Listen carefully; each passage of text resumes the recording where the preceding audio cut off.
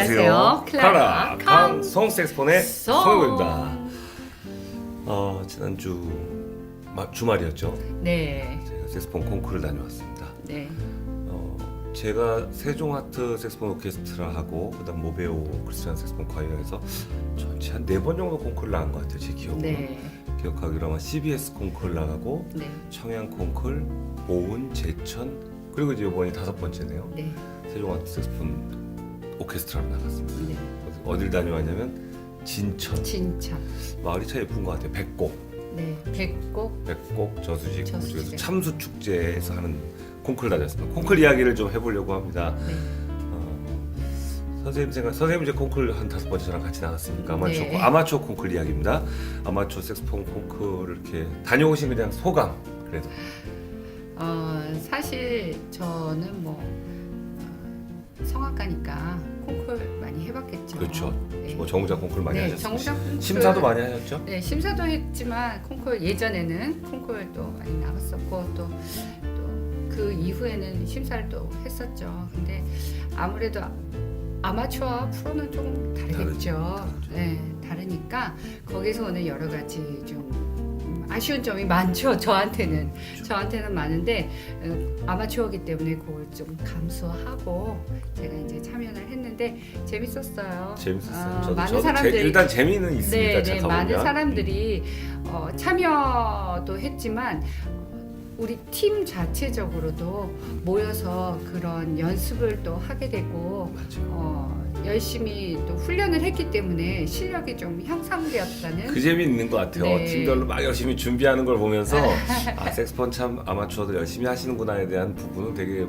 뿌듯하고 기분 좋은 부분입니다. 그리고 하면서 이번 대회 굉장히 실력들이 쟁쟁했어요. 좋아진 건지 아니면 좋은 팀만 나온 건지 점점 좋아지고 계세요. 네, 그건 잘 모르겠는데 굉장히 열심히 그리고 거기에 대한 열정이 있으시더라고요. 맞아요. 28개 팀이 참가를 했어요. 네. 그리고 15개 팀이 이제 본선에 올랐고 네. 안타깝게 돌아가신 분들은 실력의 차이라기보다 그때 순간에 어떤 그럼요. 워낙 올라가서 실수라든지 이런 것들이 좌우했던 것 같아요. 네, 저희 워낙- 팀은 이제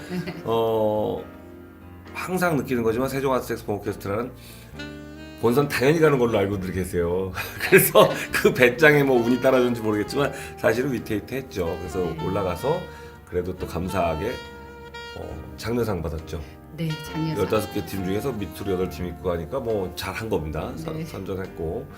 그래서 이제 제가 이제 오늘 콩쿠르에서 이야기를 나누는 건 콩쿠르 어떤 성적 때문에 아쉽고 뭐 한 거야 다 있으시겠죠. 근데 그런 이야기는 별로 이제 점점 제가 보면서 콩쿠르를 전 전반적으로 파악하게 되는 것 같아요. 그럼 선생님께서는 색소폰 콩쿨이 필요하다라고 생각하세요? 예전에는요. 네.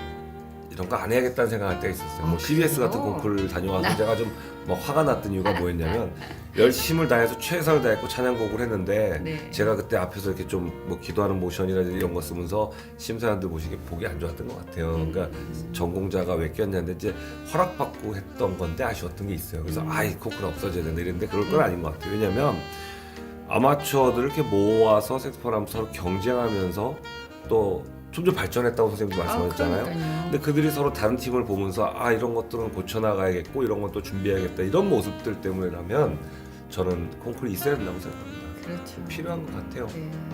어디서 그렇게 많은 분들이 그러게요. 오셔서 많아요. 정말 많죠. 많은 악기들이 그 공연장에 있었던 악기만 해도 값으로 따지면 그렇죠.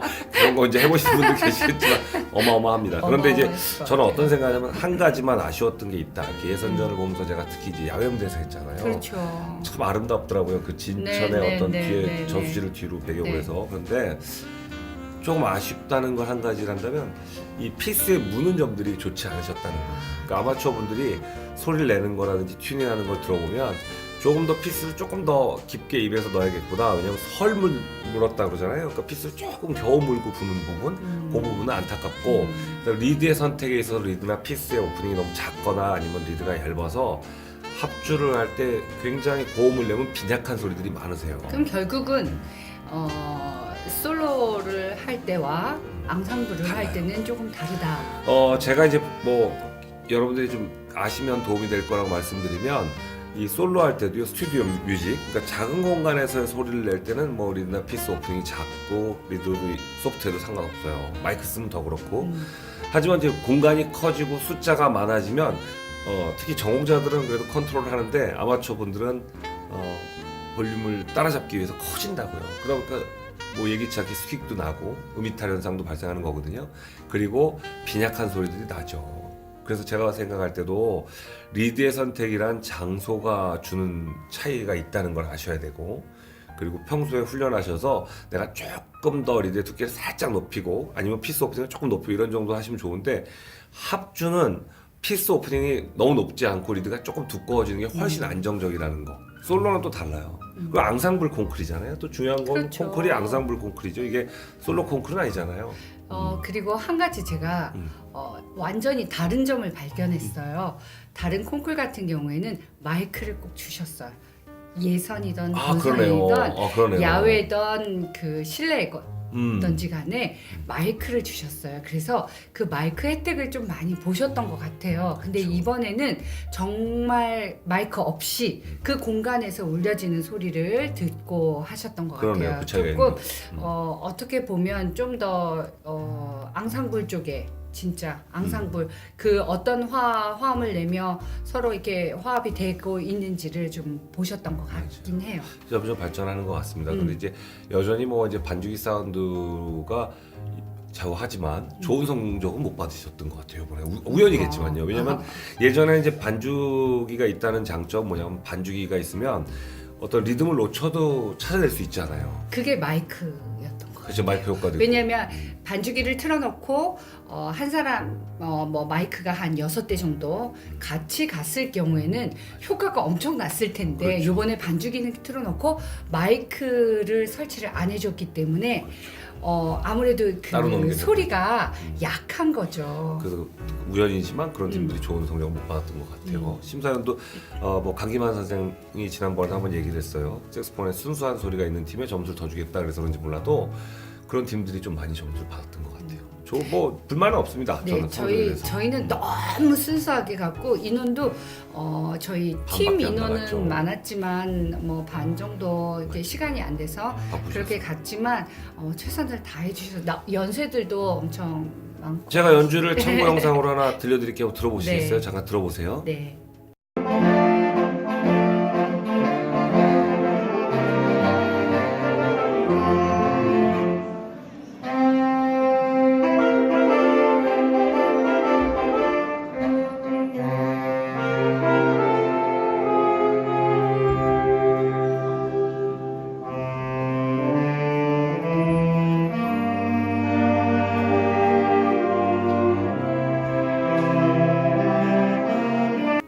이 영상이 이제 강기만 선생님이 올려줬던 거예요. 아 그래요? 멀리서 하고 강기만 선생님이 이제 심사위원 입장에서 이렇게 영상을 담더라고요. 그런데 또 이 영상 올려주니까 저는 감사하게 생각합니다. 왜냐면 감사합니다, 저희가 이런 걸 선생님. 보면서 또 앞으로 고쳐나갈 것도 있지만 연주 잘했다고 생각해요. 네. 그래서 저는 깔끔하더라고요. 깔끔하게 잘했다. 제가 추구하는 게 어떤 거냐면 앙상블이라는 게 색소폰 앙상블이라는 게 어떤 다른 악기 물론 뭐 빅밴드가 따로 있겠지만 빅밴드 대회는 이제 다르게 했으면 좋겠고 색소폰 소리로만 가지고 SATB 구성을 가지고 아주 아름답게 연주하는 것 그런 것들이 많아졌으면 좋겠습니다.